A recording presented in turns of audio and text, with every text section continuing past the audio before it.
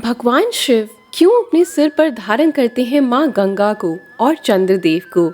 इसके पीछे क्या है कहानी, आज इस वीडियो में हम जानेंगे दोस्तों। हर महीने कृष्ण पक्ष की चतुर्थी को मासिक शिवरात्रि मनाई जाती है, लेकिन फाल्गुन मास में कृष्ण पक्ष की चतुर्दशी तिथि को आने वाली शिवरात्रि को महाशिवरात्रि मनाते हैं।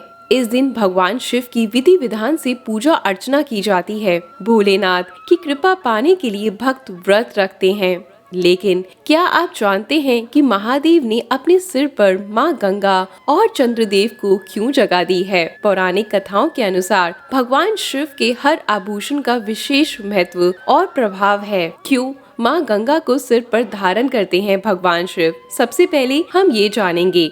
एक पौराणिक कथा के अनुसार भागीरथ एक प्रतापी राजा थे। उन्होंने अपने पूर्वजों को जीवन मरण के दोषों से मुक्त करने के लिए गंगा को पृथ्वी पर लाने की ठानी।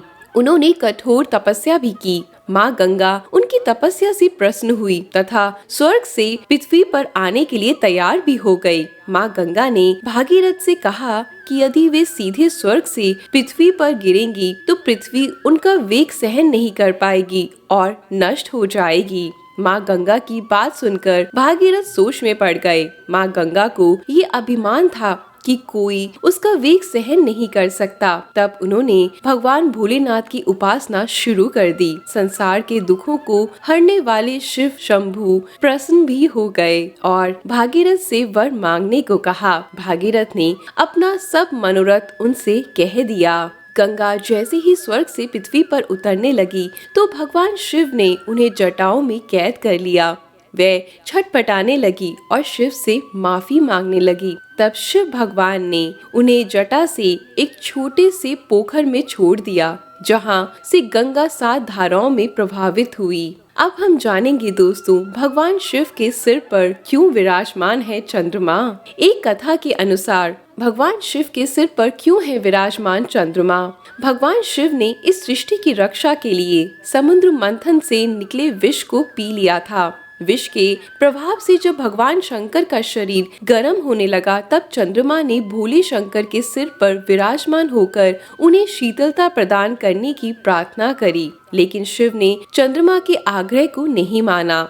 लेकिन जब भगवान शंकर विष के तीव्र प्रभाव को सहन नहीं कर पाए, तब देवताओं ने सिर पर चंद्रमा को धारण करने का निवेदन किया। जब भगवान शिव ने चंद्रमा को धारण किया, तब विष की तीव्रता कम होने लगी। तभी से चंद्रमा शिव के सिर पर विराजमान है। चंद्रमा को भगवान शिव का मुकुट भी माना जाता है। तो दोस्तों, आज आपने जाना माँ गंगा और चंद्रमा को कैसे भगवान ने अपने सिर पर विराजमान किया हुआ है। तो अगर आप ऐसे ही और भी बहुत सारी रोचक कहानियाँ जानना चाहते हैं तो आप कमेंट करके पूछ सकते हैं, बता सकते हैं कि आप अगली कौन सी कहानी सुनना चाहते हैं। मैं आपसे मिलती हूँ अगली कहानी में। धन्यवाद।